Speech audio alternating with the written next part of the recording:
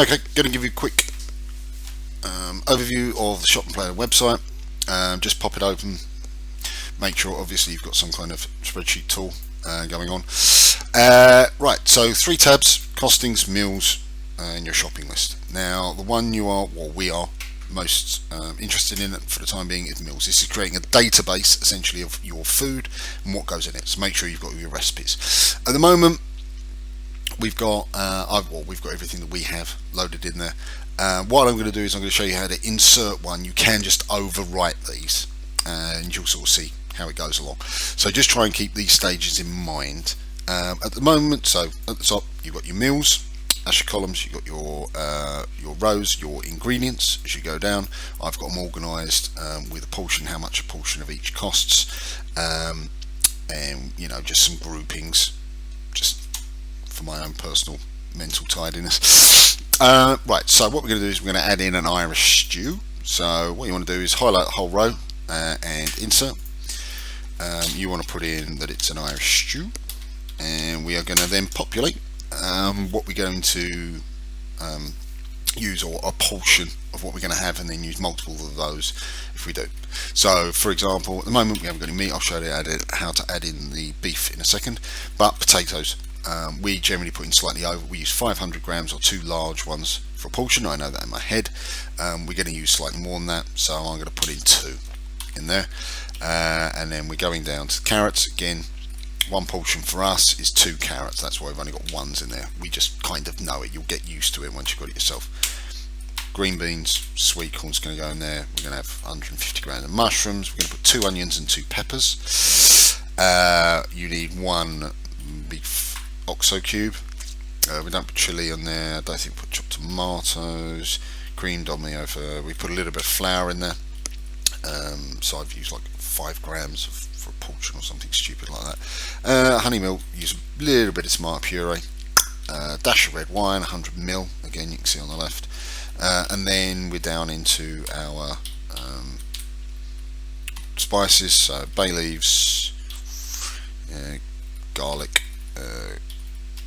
We are going to put some paprika in there, and parsley and rosemary. Actually, no paprika.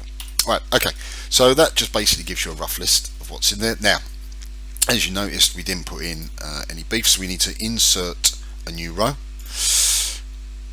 Pop that in.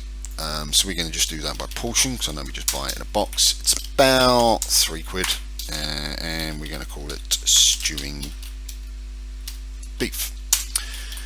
Dun, dun, dun. Then what you're going to do is tick that to go in your Irish stew. So if you ever use stewing beef again, you now have that as an ingredient column, and we're just going to drag fill these last 3. If you don't know how to drag fill, highlight the whole lot, and the little cross in the bottom corner, and slide it down. All that does is that takes the formulas that you can see up there and applies them downwards. Right, so that's relatively easy. And what you just do is, once you can overwrite these. That's how you just insert a new meal when you've filled up as much or as little of this as you want. To add this in, just in case you're worried about budgeting, we'll go into the costing sheet. As you can see along the top, at the moment there's a gap in there where our meal should go. Again, when you overwrite, most of these change automatically. Whenever you see in the top corner that there is a formula, that means it's going to be put in automatically, generally speaking. So insert, and then what you do is you just highlight the whole row and drag fill. Right, okay, so again, £3.32, too cheap. Reason being is you need to do this both vertically and horizontally. So again, we'll insert that one down. This is your stewing beef, and drag fill from the one above it. Oops, damn, I don't like this new Excel. Drag fill from the one above it, and click. There's your £3. And now, so you know, an Irish stew for 2 people, that, what me and Kaz will have, is £6.50, thereabouts. As you can see, relatively, and you add all this up. So once again, you're just creating a big old database of meals along the top, ingredients down the left, and with this one, we're just doing the sums that we've applied using our meal database with our ingredients. Right, like I said, you don't need to do the costings things, it's only if you want to check it out. So what do we do next? We go to our shopping list. If the filter is applied on the total, click on it, clear the filter, knock it out. That puts all the rows, you see they're not in blue on the left hand side. Because we've added a new ingredient, the first thing we need to do is take the second row. I always use second row because I'm a formatting Nazi, and then drag fill that all the way down, plus however many ingredients you've added on. So we've added on one ingredient, you'll notice the time is shifted to the bottom.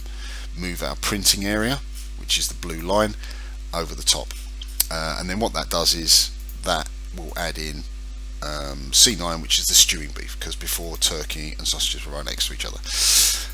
One last thing, we've added in a new meal, so it's below Hills Turkey. Insert the rows, shift columns down, that leaves you with a space, Irish stew. Reason you need this is because your options to pick from run off this massive list. So this list has to be the same as your horizontal list at the top. Again, play around with it, you know, you'll get used to it. And then I tend to drag fill not needed all the way over.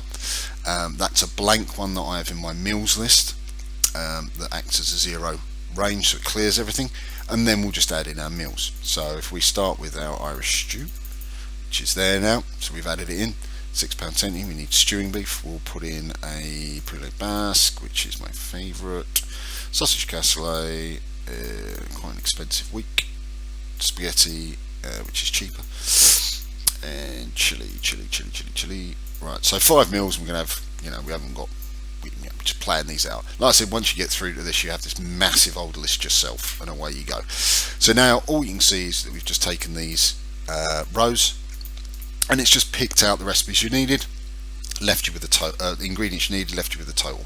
All you do now is go to your filter again, knock out all the zeros, and boom, there you go. You've got a nice printable shopping list. Take that downstairs, go through, scrub out what you don't have. So for example, if you've already got 4 onions in the fridge, just, you know, scribble over that, replace it with 4, or if you've got a whole chicken stock, just take the whole line out. And then you can go shopping. This way, in theory, you should keep on top of what you've got. And as well, if you happen to know that you've got, you know, 2 packs of mince left that you want to look, you can actually see which meals use mince and prioritize those into your week shopping, if you want to be efficient with what you've got, certainly on the fresh fruit. And that's pretty much it, really. So all you need to kind of remember is keep your horizontal, your column headers. Make sure that whenever you insert one on there, you insert one pardon me, on the costing sheet if you're doing that, but most importantly you insert it on there. And I would advise, if you're not great with Excel,